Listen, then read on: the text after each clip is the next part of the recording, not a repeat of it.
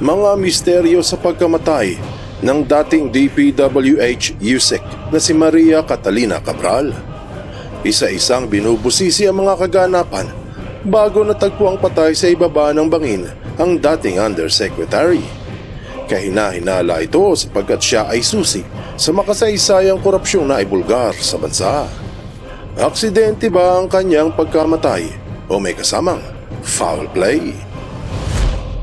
Siguradong magugulat ka sa malalaman mo na may napaka-genius na paraan na ginawa si Cabral noong siya ay nasa departamento. Paraan upang makakupit sa pera ng bayan na walang nakakaalam. Mayroong mga naniniwala at marami din namang naghihinala. Ang tanong, totoo ba?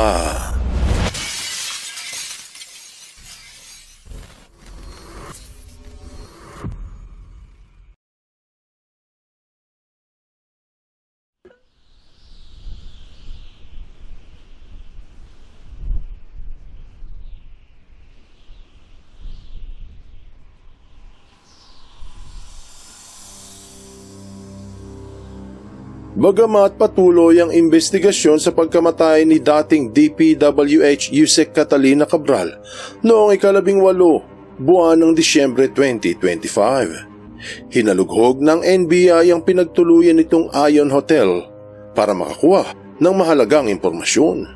Pinahanap na rin ng mga investigador ang kanyang cellphone, baka sakaling mayroong mga messages na kailangan ay pagtuunan ng pansin. Pati ang driver na nagkwento ng mga huling sandali nito ay tinutukan na rin ng otoridad. Pinatalsik pa sa pwesto yung chief ng tuba dahil hindi kinuha yung cellphone ni Kathy. Mas marami ang naniniwala na mayroong kababalaghang naganap sa likod ng pagpanaw ng dating USEC. Kababalaghang nagsimulang umalingasaw. Kung matatandaan, unang araw ng Setyembre, nag-resign ang sekretary ng Department of Public Works and Highway na si Manuel Bonoan nang ito ay masangkot sa maanumalyang flood control projects. Tapos makaraan ang 2 linggo, nag-resign naman si USEC Catalina Cabral. Mula noon, bihira na itong makita sa mga hearing hinggil sa flood control scam. Nabalik lamang ang kanyang pangalan sa headline dahil sa kanyang pagkamatay. Ano ba ang tunay na nangyari? Umaga noong Huwebes, 18 ng Disyembre, nagbalak mag-relax si Cathy mag-isa at nagnais na tumungo sa La Union. Habang bumabiyahe, malapit lang sa Camp 4 Bridge nang nagdesisyon itong bumaba sa tabi lamang ng kalsada para magmuni-muni. Sa lugar ng Maramal, sinabi ni Cathy sa kanyang driver na si Ricardo Muñoz Hernandez na huminto muna. Doon bumaba siya ng sasakyan malapit sa gilid ng isang matarik na bangin na may tinatayang mga 20 metro ang lalim. Subalit may lumapit na pulis at sinabi sa kanila na hindi sila maaaring huminto sa naturang lugar. Dahil raw accident prone ang lugar, magpark na lang daw sila sa kabila. Nagpatuloy sila sa Ion Hotel sa lungsod ng Baguio kung saan sila kumain. Bumaba muli sila ng mga 2:30 at nakarating ng mga 3:00 kung saan nagpaiwan muli si Cabral. Umupo siya sa isang concrete block sa tabi lang ng kalsada habang nagse-selfie ang driver nito. Sabi niya ay, balikan na lamang siya mamaya. Hindi nito alam na wala nang mamaya. May mga residente sa lugar malapit sa gasolinahan ang nagsabing napansin nilang nanatili ang driver sa sasakyan ng mahigit 1 oras at nag-relax at bumili pa nga ng sigarilyo. Wala namang kahina-hinalang ginawa ito sa gasolinahan. Mga bandang 4:30 nang nagpasya ang driver na balikan si Kathy. Mga 5 ng hapon walang nadatna ng driver sa lugar. Binalikan at sinilip niya yung ibaba, pero wala naman siyang nakita. Tapos ay umikot-ikot ito at nagbaka sakaling nandoon lamang ang kanyang amo, malapit lang. Nagtanong siya sa mga taga roon kung may nakita silang babaeng mag-isang naglalakad, pero wala. Nag-drive ito papunta ng hotel, wala din doon. Bumalik ulit ang driver sa Cannon Road para hanapin si Cabral. Kaya lang gabi na at hindi na gaano kabisado yung daan. Mga alas 7 nagpatulong ito sa mga pulis. Wala siyang flashlight kaya humingi ng tulong. Ayon kay Ricardo, walang binabanggit si Cabral hinggil sa anumang problema nito o walang senyales na may gagawin siyang hindi inaasahan. Sa gitna ng kadiliman, na-flashlightan nila ang isang tila tao sa ibaba pero hindi sila sigurado. Tinawag yung ibang pulis para masiguro kung ano yun at doon nila napagtanto na si Cabral ang nasa ibaba. Napilitang babae ng bangin para masiguro at doon nga nila natagpuan sa likod ng isang malaking bloke ng bato ang duguan at walang buhay si Cabral. Ayon sa Tuba Fire Station, nagtamo si Cabral ng malubhang mga pinsala sa buong katawan. Nakita siya na nasa fetal position nakahiga sa kanyang gilid sa mabatong lugar. Yung mga buto niya sa paa ay parang na-shattered at malala ang injury sa tagiliran. Bale ang tuhod, pati mga kamay. Ang retrieval operation na pinangunahan ng Bureau of Fire Protection, katuwang ang kapulisan, ay tumagal ng humigit kumulang 5 oras. Nasa kustodiya ng kapulisan ang driver ng dating undersecretary, habang patuloy na iniimbestigahan ng mga otoridad ang kanyang pagkamatay. May mga nagsasabi na tapos na ang kwento ni Maria Catalina Cabral hinggil sa kanyang pagkakasangkot sa flood control projects. Matapos ang ilang araw lumabas sa balita na nagsumite ang ilang mambabatas ng isang resolusyon na ituloy ang investigasyon hinggil sa pagkamatay ng dating DPWH Yusek. May mga nagsasabi na isa itong magandang balita para mahanap ang katotohanan. Subalit may ilan namang naghihinala kung bakit daw nagkaroon ng isang mabigat na resolusyon at tila may nagtutulak na ituloy ang investigasyon. Nasiguro na naman daw na walang foul play ayon sa autopsiya. May mga naniniwala na ang patuloy na investigasyon ay isang diversion. Gusto raw mawala ang focus ng taong bayan sa mga korap na politiko. Ang tunay na balak ay hindi para makuha ang katotohanan sa kanyang pagkamatay. Subalit, upang hindi maibulgar ang laman ng mga files.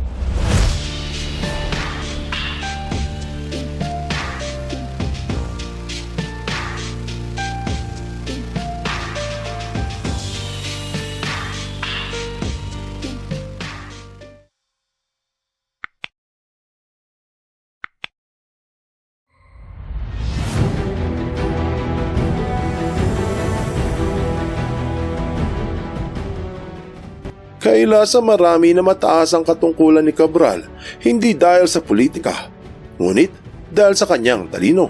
Kaya marami ang humanga sa babae. Nakapagtapos si Cabral ng master's degree sa economics mula sa Lyceum of the Philippines noong 2007 at ng master's degree sa strategic business economics sa University of Asia and the Pacific noong 2015.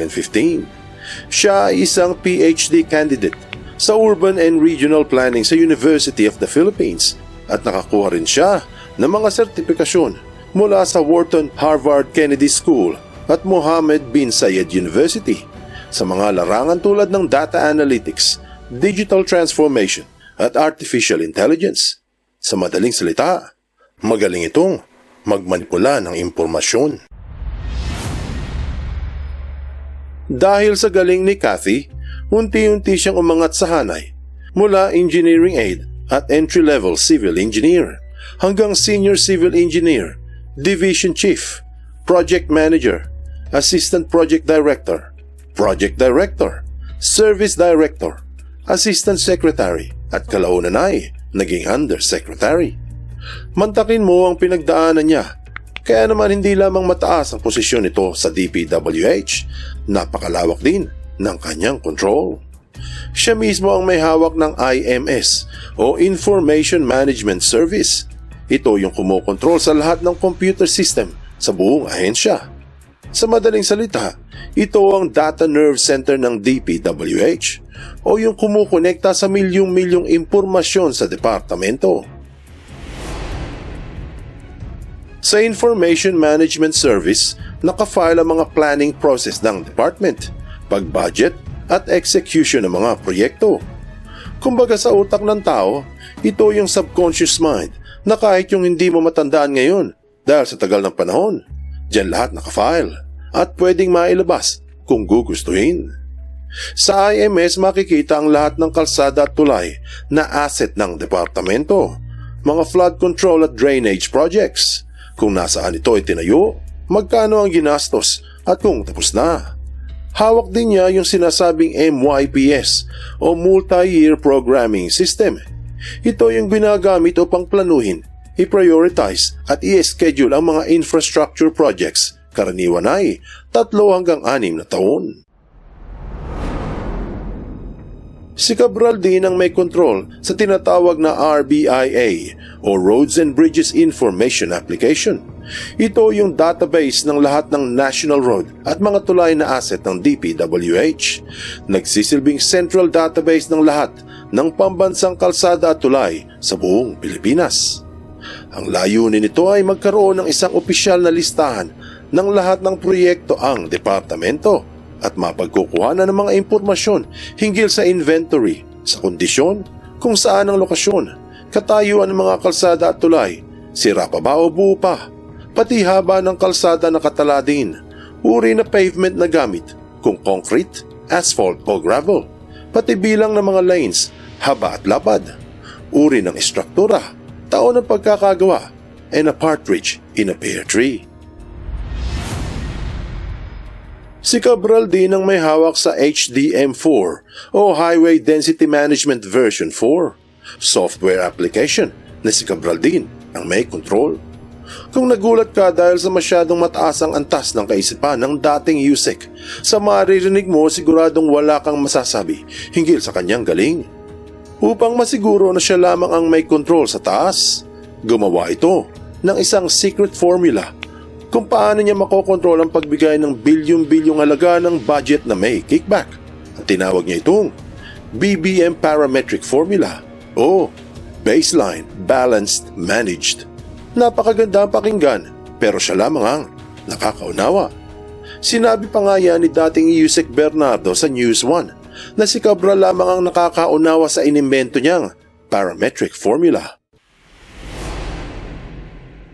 Nagsalita din si Batangas Rep. Leonardo Leviste hinggil sa inimbentong formula ni Cabral kung paano yung mga maliliit na distrito ang makakakuha ng mas malaking pera.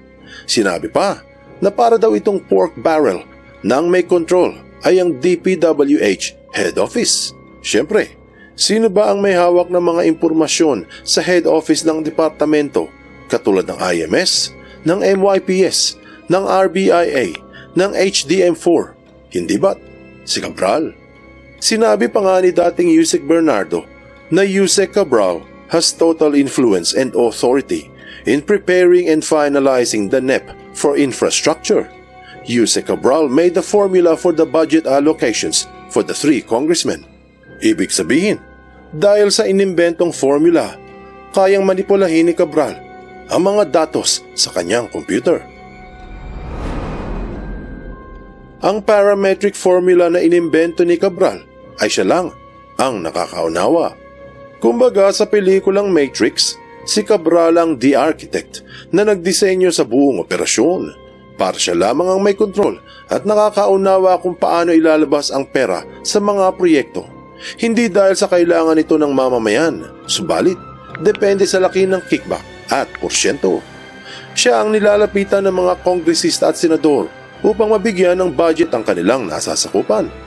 Ito ang pinaniniwalaang tunay na dahilan kung bakit lubos-lubusan ang investigasyon sa kanyang pagkamatay.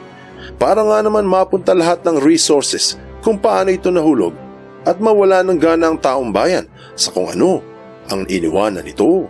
At ganun nga, lumabas ang ulat na nawala ang mga computer sa opisina ni Cabral. Anong aral ang mapupulot dito? Ang pagkamatay ng dating DPWH Yusek Cabral ay kahinala. Hindi dahil sa baka may pumaslang dito o may foul play, ngunit dahil marami itong iniwang impormasyon na maglalantad sa mga korap na politiko ng gobyerno. Ano man ang kahinatnan ng investigasyon, diversion man ito o hindi, siguradong ang mga file sa kanyang computer ang pupuntiryahin ng mga sangkot upang itago ang kanilang tunay na pagkatao. Pero hindi batang sabi. 3 things cannot stay long hidden: the sun, the moon, and the truth. Buksan mo ang iyong isip at hayaang lumalim pa ng lubusan ng iyong pangunawa sa mga kasaysayang kapupulutan ng maraming aral. Tandaan, katotohanan ng susi sa tunay na kalayaan.